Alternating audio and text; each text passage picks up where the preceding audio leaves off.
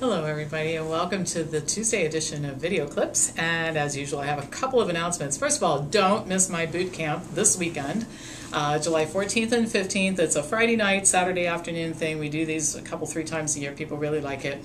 The topic is going to be forming and maintaining optimal habits.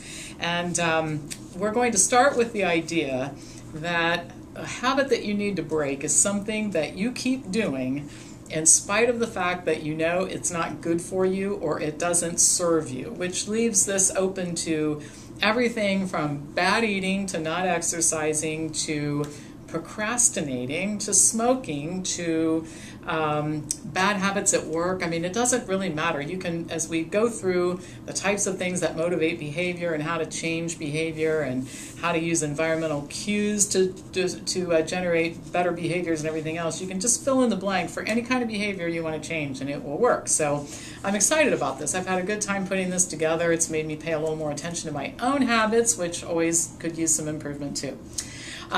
Second thing, I've got fall semester calendar all together. You can see it on our website at the Wellness Farm Institute's website.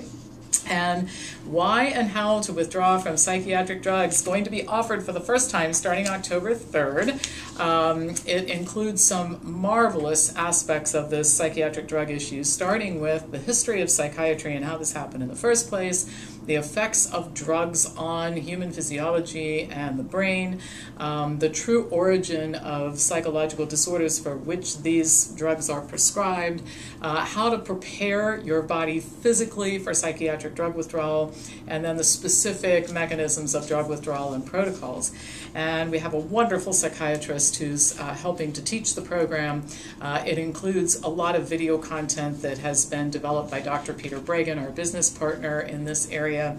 And this is for anybody who's dealing with the psychiatric drug issue. If you're a medical doctor who wants to help people come off these drugs, if you are a social worker, psychologist, if you're taking the drugs, if you have family members who are taking the drugs, if you're an attorney who deals with this issue, a judge, a clergy member, if you just want to be a good friend to somebody who's taking these drugs, this is a class you should continue to consider taking. So, if you want information on any of this stuff, email me at pampopper@msn.com. All right, let's get into some content. The Low FODMAP diet is often proposed as a treatment for GI disorders like irritable bowel syndrome. Now, what FODMAP stands for is fermentable oligomonosaccharides and polyols. You can understand why we call it FODMAP, which are carbohydrates in food. Now, not all carbohydrates are FODMAPs.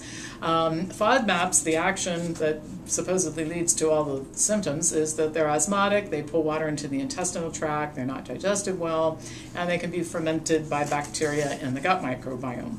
Some health professionals think that people who have gas, bloating, diarrhea, constipation, IBS symptoms, that the reason for those symptoms is eating a diet high in FODMAP. And they recommend eating a low FODMAP diet in order to relieve symptoms. So just to give you an idea, high FODMAP foods that would be limited on a low FODMAP diet would include fruit, honey, high fructose corn syrup, and other sweeteners, fructans in meat, garlic, and onion, galactans in beans, lentils, and soybeans, and stone fruits such as avocados, apricots, cherries, nectarines, peaches, and plums. The list is actually longer. I'm just trying to give you an idea here. Low FODMAP foods which are encouraged for eating as part of the diet include beef, chicken, deli slices, eggs, fish, lamb, pork, shellfish, turkey, lactose-free dairy and cheeses, nuts, nut butters, tempeh, tofu, milk alternatives like plant milks.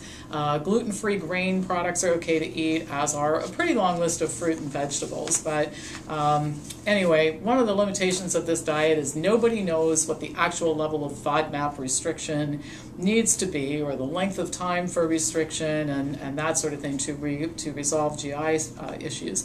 The diet does encourage the consumption of several unhealthy foods. You can see from the list that I just read to you. Based on what we know about gastrointestinal disorders, I can't fathom any way in which this diet could possibly do anything other than control symptoms. And frankly, the benefit may be more on the elimination of gluten and based on what we know about IBS in particular, and lactose-containing dairy foods and junk foods rather than actual FODMAP restriction. Well, advocates of the diet claim that it's supported by a great deal of evidence, but a recent meta-analysis showed that the evidence is actually not very high quality. Researchers recently performed the first review that looked at the quality of the trials in which the low FODMAP diet was used. The review included 9 randomized controlled trials with 542 patients and determined that all of the trials suffered from high risk of methodological issues, which included lack of blinding and selection bias. The duration of the trials was short, with a maximum of 6 weeks, and the authors note that it takes about 6 months on a diet to really establish efficacy. Additionally, the authors note that there's a very high placebo response in treatments of all types for IBS patients, and that placebo effect is as much as 91%. The researchers noted there's a significant chance that any benefit from the low FODMAP diet in these trials that they looked at was placebo. One of the reasons was that there was such a short time on the diet for symptom relief. I mean, people were reporting relief from fatigue within the first day of starting the diet, which it's almost impossible to figure out how that would be the case. None of the trials included a food reintroduction period during which you might see if it's actually these FODMAP foods that are causing the problem. One study followed up after 6 months and reported that all except for 2 of the patients in the study had gone back to eating FODMAP's foods, yet their symptoms had managed to stay at bay, so nobody can explain that. The researchers concluded, quote, "There are many indications in the published literature to suggest that the symptomatic effects of the low FODMAP diet are primarily driven by a placebo response." Now, I'll just tell you our personal experience with this here. We've been in business for almost 21 years. We have a number of people who've showed up here who have eaten a low FODMAP diet. Never had a single person who understood exactly what they were doing. I mean, they get the complicated lists of foods, but again, there's no real formula for this. Eat less of certain foods that contain more FODMAPs. I've never had a single person come in here and talk to me who's actually benefited from this diet. They all claim that nothing really changed as a result of doing it. So my own research efforts, and I had looked into this because I teach a class on GI disorders on a number of different occasions. I've looked for studies that show clear efficacy, and I can't find them. So I guess our stance here, my stance, is we recommend against the FODMAP diet. I think it's a lot of fuss and aggravation for not much at all benefit. All right, so a new study of 3,564 Dutch children shows that a diet high in protein, and specifically more animal protein from both dairy and non-dairy sources in early childhood, causes children to become taller, heavier, and to have a higher BMI. The relationship held true regardless of whether the protein was consumed instead of fat or instead of carbohydrate, and regardless of maternal age and education, ethnicity, total energy intake, history of breastfeeding, and physical activity levels. The increase in BMI was found to be a result of increases in fat mass index, not muscle, not as a result of increased muscle. The researchers stated, quote, "Our results suggest that high protein intake, particularly from animal food sources in early childhood, is associated with higher body fat mass, but not fat-free mass." And that statement was made during a presentation at the Congress on Obesity in Portugal. It sounds like a statement that could be made in any one of the textbooks and articles and research and slide sets that come from this organization. These same researchers wrote in an article published last year, quote, "A reduction in protein intake in infancy and early childhood may thus be advised to prevent obesity, for example, by lowering the amounts of protein in infant formula and toddler foods." Now, on the other hand, so the take-home point from this study, a lot of animal protein, dairy, animal fat, and protein, bad for children. On the other hand, a study of 1,764 healthy children showed that eating a diet higher in plant foods reduced the risk of weight gain, while the risk of weight gain increased with dairy consumption.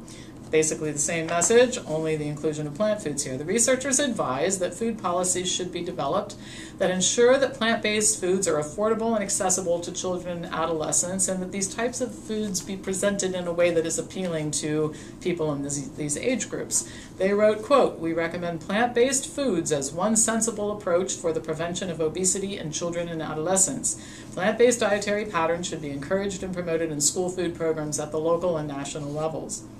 In the United States, almost everyone agrees that children should eat more fruits and vegetables, but efforts to improve children's diets have been half-hearted at best.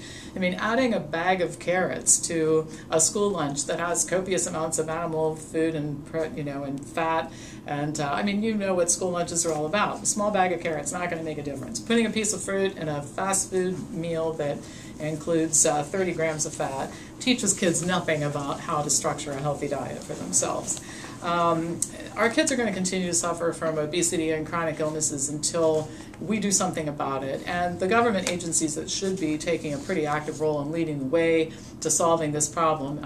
It's been done in other countries, by the way. The country of Finland cleaned up a lot of its childhood eating problems with aggressive programs to educate children about healthier diets. The government agencies are too conflicted. So parents and families are simply going to have to take charge of this and make sure that their kids eat right. It's up to parents, it's up to families, it's up to us in the community. So we'll keep talking about this, and we'll keep bringing families in here. When we get to parents, we get to their kids. That's our philosophy here.